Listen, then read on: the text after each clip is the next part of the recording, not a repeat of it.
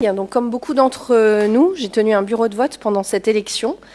Nous avons bénéficié d'un temps de formation préalable avec les services et en particulier avec Madame Planchenoux. Donc, tout d'abord, je tiens évidemment à remercier très vivement les services pour le travail exceptionnel qui est fait, que ce soit les agents d'accueil, les secrétaires, les agents mobilisés dans la remontée des résultats, la résolution de toutes les difficultés. Car oui, tenir un bureau de vote, ce n'est pas une mince affaire.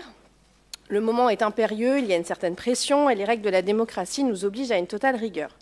Nous sommes toutes et tous particulièrement attachés au respect de ces règles qui nous assurent que nous vivons bien en démocratie. Nous en sommes les garants à ce titre.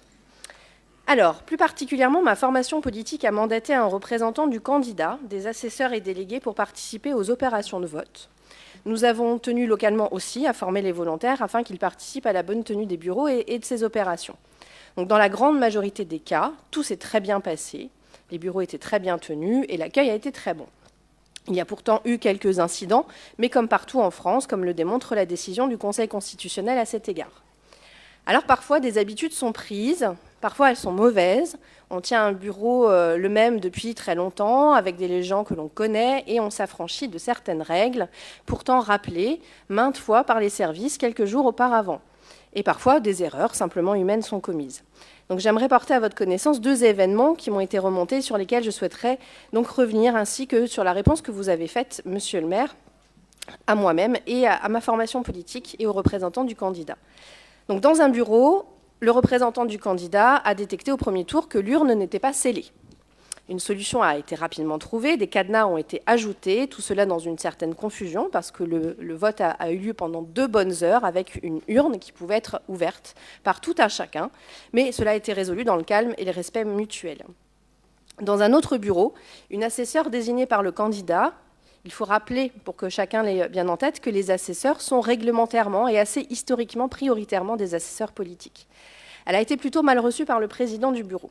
Tout d'abord, ce dernier a refusé de respecter les règles de tirage au sort des clés des cadenas de l'urne. Alors je sais, c'est très spécifique, mais ça signifie déjà que d'entrée de jeu, la confiance n'est pas là. Puis lors du dépouillement, surtout, il n'a pas pris en compte les remarques de cet assesseur lorsque celle-ci lui indiquait que les règles de dépouillement n'étaient pas respectées. Ouverture de l'urne avant le comptage des émargements, comptage des enveloppes par les scrutateurs eux-mêmes, alors que la loi oblige à ce que seuls les assesseurs se chargent de cette tâche. Les règles ne sont pas là pour nous embêter ou perdre du temps, mais pour éviter les erreurs et les fraudes. Tout le monde en sera d'accord dans cette enceinte. Et évidemment qu'il faut réagir devant chaque incident avec discernement. Bien des résultats de bureau de vote ont été annulés pour moins que ça par le Conseil constitutionnel. Donc le représentant du candidat a dû se déplacer pour venir appuyer notre assesseur, dont la parole n'était évidemment pas entendue. L'un des scrutateurs n'a visiblement pas apprécié que le dysfonctionnement soit pointé, s'est mis en colère et a menacé de frapper le représentant du candidat pour le faire sortir.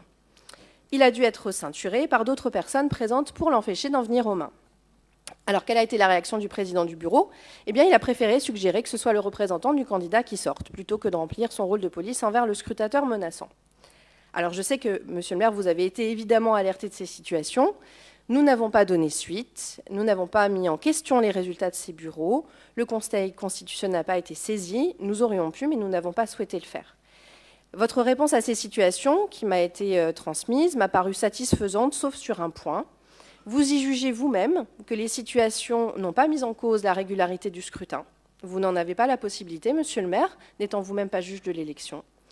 Et vous êtes resté, à mon sens, un peu trop vague sur les mesures prises, alors que des messages de rappel ont effectivement été faits avant le second tour. Un représentant d'un candidat n'est pas un personnage subsidiaire dans une élection.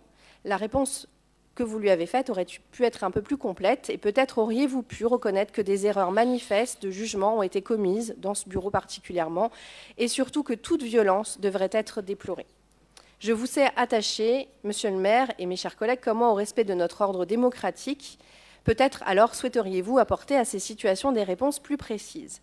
Merci. Merci, madame Schweitzer. Vous avez raison de signaler que c'est à la fois une tâche qui est complexe, qui peut donner lieu à des tensions, particulièrement sur les élections présidentielles et municipales, qui sont souvent celles sur lesquelles le nombre d'assesseurs est le nombre d'assesseurs politiques est le plus important et le nombre de scrutateurs. On a eu effectivement, dans un bureau, parce que le deuxième, finalement les choses s'étant de vos propres dires réglées d'elles-mêmes, pas fait l'objet de la même émotion. Un moment particulièrement tendu qui a donné lieu du coup sur le procès-verbal à des inscriptions contradictoires par le représentant de la formation politique que vous décrivez, à l'inverse par plusieurs membres du bureau qui ont apporté un témoignage contraire. Et au moment où j'ai été destinataire de ces témoignages, j'ai effectivement eu l'occasion, vis-à-vis de l'équipe du bureau concerné, de rappeler les règles, en constatant qu'il y avait parfois des facilités qu'on prenait pour être capable de gagner un peu de temps, mais qui pouvaient être de nature, pour gagner quelques minutes, à faire prendre un risque à la régularité de l'opération, telle que vous le décrivez, parce que dans une démarche pointilliste, le fait d'aller lister qu'il y a potentiellement des décomptes qui commencent ou des enveloppes qui sont sorties avant qu'on ait qualifié telle ou telle chose, c'est prendre le risque de se retrouver avec des écarts, et des écarts, ça peut aboutir à des annulations. On ne fait pas ça pour embêter les gens, on comprend le fait d'essayer d'optimiser le temps, mais ça ne peut pas se faire au détriment de la régularité, et c'est effectivement le sens des rappels que j'ai pu avoir. Voilà les éléments que je pouvais vous apporter en vous donnant acte de la nécessité d'être extrêmement attentif sur ces sujets et de faire en sorte, ce sera peut-être le point qui était aussi dans ce courrier, de la nécessité d'essayer de maintenir une courtoisie constante, parce que dans les témoignages où chacun va accuser l'autre d'avoir jeté de l'huile sur le feu le premier, il n'y a effectivement pas de place, ni pour les insultes, ni pour les menaces, de quelconque manière que ce soit. C'est l'inverse de la démocratie, et ça ne peut évidemment pas trouver sa place dans nos bureaux de vote.